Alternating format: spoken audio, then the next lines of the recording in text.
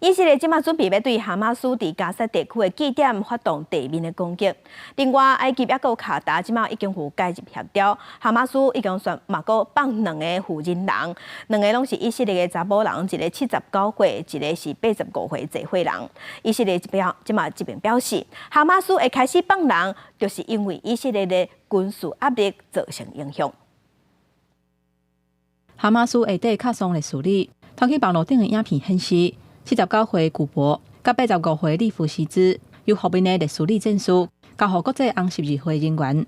了后，以色列空军出动直升机，甲2个人载去着来维护的病院接受检查甲医疗照护。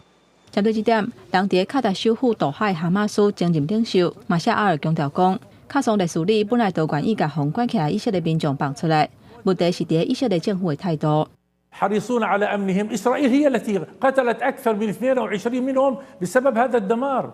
فإذا كان نتنياهو حريص على هؤلاء، إذا كان الأمريكان والأوروبيون حريصين فليجبروا إسرائيل أن توقف عدوانها.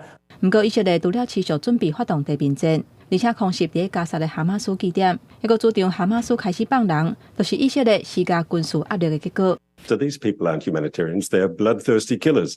And if they are releasing people, it's because they're being compelled to do so by the pressure we're placing upon them.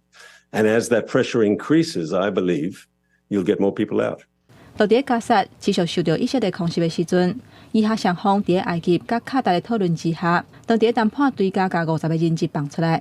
不过，也有一个问题是，甲以色列民众绑走的，不一定敢若是哈马斯。以色列时报指出，无共派系伊斯兰圣战组织。讲因手头有30个以色列的人质，另外还有其他失踪的民众，可能去有其他巴勒斯坦的团体，唔知藏伫倒位。这拢互人质的家属心内是真着急。